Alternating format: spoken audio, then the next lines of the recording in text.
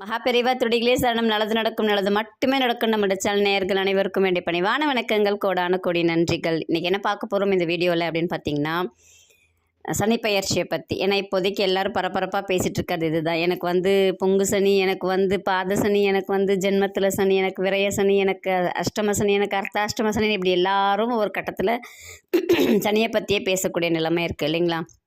சனி பகவானை பார்த்து நம்ம யாரும் பயப்படணும் அப்படிங்கிற அவசியம் கிடையாது. சனி பகவான் அப்படிங்கிற ஒரு நீதிமான்.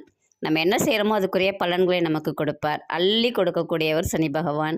சில சமயத்தில் எல்லாத்தையும் பிடுங்குவார், அது அடுத்த பிரச்சனை. பட் நமக்கு எல்லாருக்குமே அள்ளி கொடுக்கக்கூடியவர்.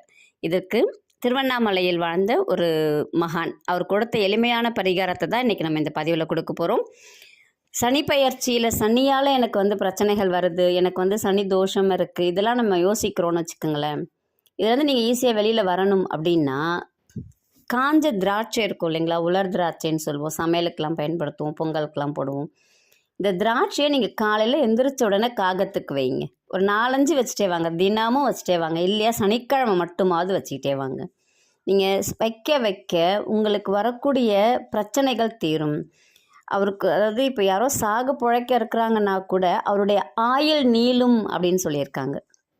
ரொம்ப எளிமையான வழி இது. அடுத்து என்ன சொல்கிறாங்கன்னா, இந்த வன்னி மரத்து விநாயகர் இருப்பாங்கள்ல, வன்னி மரத்துக்கு கீழே விநாயக பெருமான், அது கோயிலாக இருந்தாலும் சரி, இல்லை குளத்தங்கரையில் அந்த மாதிரி எங்கே இருந்தாலும் சரி, சனிக்கிழமையில் போய் வழிபாடு செய்யுங்க. ஒரு வெத்தலை பாக்கு பழம் வச்சு கூட நீங்கள் படைச்சிக்கிட்டு வாங்க.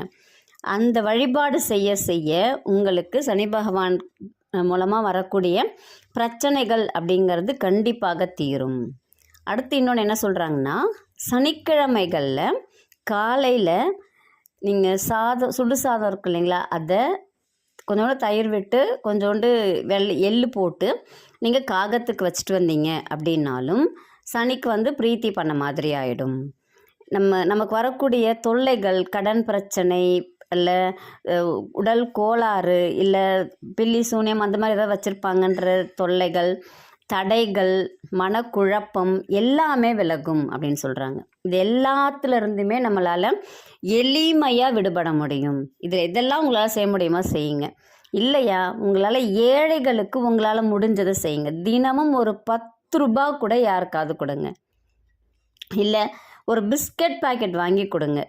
உங்களால் முடிஞ்ச தான தர்மங்களை செய்ய சொல்கிறார். தான தர்மங்களை நீங்கள் செஞ்சீங்க அப்படின்னாலே நீங்கள் எந்த கோயிலுக்குமே போக வேணாம். உங்களுக்கு இருக்கக்கூடிய அவ்வளவு தோஷங்களும் தானாக விலகும். வீட்டில் இருந்தே நீங்கள் எல்லாத்தையுமே சரி செஞ்சுக்கலாம். அப்படி ஒரு எளிமையான வழியை தான் நமக்கு வந்து சனி பெயர்ச்சி அப்படின்னாலே எல்லாருக்கும் ஒரு பயம் வந்துடுது. அந்த மாதிரி பயமே வேணாம். நீங்கள் எந்த அளவுக்கு உங்களை காத்துக்கொள்ளலாம், கவசம் போல் காத்துக்கொள்வதுக்குரிய வழிமுறைகளை தான் இதை நம்ம இப்போ சொல்லியிருக்கோம். எப்பயுமே சனீஸ்வர பகவானுக்கு காலால் நல்லா நடந்து போனீங்க, நல்ல உடல் உழைப்பை கொடுத்தீங்க அப்படின்னாலே அவர் வந்து அவ்வளோ சந்தோஷப்படுவார். நீங்கள் கோயிலுக்கு போகிறீங்கன்னா வாசப்படி வரைக்கும் காரில் வண்டியில் போய் இறங்குறீங்க, கோயிலில் போய் சும்மா ஒரு 10 நிமிஷம் நடக்கிறீங்க, அந்த மாதிரி இல்லாமல் நல்லா நடக்கணும். கோயில் நல்லா சுத்தணும். இப்போ கிரிவலம்லாம் வராங்க, கண்டிப்பாக அவங்களுக்கெல்லாம் வந்து சனி பகவானுடைய ஆசி இருக்கும். உடல் உழைப்பை கொடுக்குறவங்க அத்தனை பேருக்குமே சனி பகவானுடைய ஆசி பரிபூரணமாக கிடைக்கும். வியர்வை சிந்தி உழைக்கிறவங்க அத்தனை பேருமே எந்த பயிற்சியை பார்த்தும் பயப்பட மாட்டாங்க. கண்டிப்பாக நம்ம உடல் உழைப்பு கொடுத்தோம்னா சனி பகவான் நம்மளை கை தூக்கி விடுவார். அதனால் உழைக்கணும், நல்லா உழைக்கணும். நல்லா உழைச்சோம்னா நல்லா தூக்கம் வரும். கண்டிப்பாக நமக்கு ஆசி அருள் எல்லாமே கிடைக்கும். ரொம்ப ரொம்ப எளிமையான வழி. உங்களுக்கு ஏதாவது லைஃப் கோச் பற்றி ஏதாவது தெரியணும், இல்லை உங்களுக்கு ப்ராப்ளம்ஸ் இருக்குது, அந்த ப்ராப்ளம்லேருந்து வெளியில் வரணும் அப்படின்னு ஆசைப்படுறீங்க, அதுக்கு ஏதாவது கவுன்சிலிங் தேவைப்படுது அப்படின்னா நீங்கள் வந்து இதில் ஒரு நம்பர் கொடுக்குறேன். அந்த நம்பரில் நீங்கள் ப்ரீ அப்பாயின்மெண்ட் வாங்கிட்டு அதுக்கப்புறம்லாம் நீங்கள் பேசலாம். என்னை பற்றி ஒரு சின்ன இன்ட்ரோ, உங்கள் எல்லாருக்குமே தெரியும், நான் யூடியூபர் அப்படிங்கிறது. நான் வந்து ஒரு ஆஸ்ட்ராலஜா, அடுத்து ரெய்கி ஹீலர், அடுத்து பார்த்திங்கன்னா ஃப்ளார் மெடிசன் ப்ராக்டிஷனர், ஒரு சைக்காலஜிஸ்ட், லைஃப் கோச்சு. உங்களுக்கு மணி பேஸ்டாக ப்ராப்ளம் இருக்குது, அதுலேருந்து நான் ரெக்கவரி ஆகணும், என்ன பண்ணலாம்?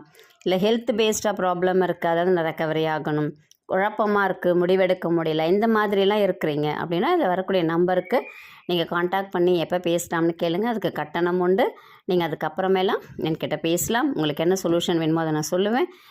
நம்பிக்கையோடு இருங்க, எல்லாரும் ஜெயிக்க முடியும். நல்லதே நடக்கும். நன்றி, வணக்கம்.